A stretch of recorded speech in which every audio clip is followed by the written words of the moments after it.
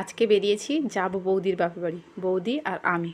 যে পরিমাণে গরম পড়েছে তাই একটু সকাল সকাল বেরিয়েছি যাতে একটু ঠান্ডায় ঠান্ডায় পৌঁছানো যায়। এদিকে দেখো আয়ুষ খালি পায়, এত করে বললাম জুতোটা পরতে পরলো না, খালি পায় আমাদের ট্রলিটা ঠেলতে ঠেলতে যাচ্ছে। ও নাকি গাড়ি পেয়েছে, এটা ছোট মানুষ ওটাতেই আনন্দ পাচ্ছে, তাই আর বারণ করলাম না। এদিকে দেখো বাড়ির সবাই মিলে আমাদের গাড়ি পর্যন্ত এগোতে এসেছিল, গাড়ি ছেড়ে দিতে ওদের টাটা বলে চলে এলাম। এখন আছি দ্বিতীয় অটোতে, মানে আমাদের এদিকে সোনাখালিতে। এখানে আবার অটোতে পুরো লোক না হলে গাড়ি ছাড়বে না, তো সেই অপেক্ষায় বসে আছি কখন লোক হবে। অবশেষে লোকও হয়ে গেল আর আমাদের গাড়িও ছেড়ে দিল। এখন একটা কাণ্ড দেখো, আমি আর বৌদি প্রথমবার যাচ্ছি বৌদির বাপের বাড়ি। দুজনে কেউ মিষ্টি কিনতে জানি না, আগে কোনো দিন এরকম একা একা কোথাও যাইনি আর কিনে নিয়েও যায়নি। আর বৌদিকে বললাম তুমি নাও, বৌদিও বুঝতে পারছে না কী নেবে। অনেক ভেবে কোনো রকমভাবে দুজনে সিদ্ধান্ত নিয়েই নিলাম। আর একটুখানি পথ বাকি, তাই দুজনে হেঁটেই পৌঁছে যাওয়ার চিন্তাভাবনা নিয়ে নিলাম।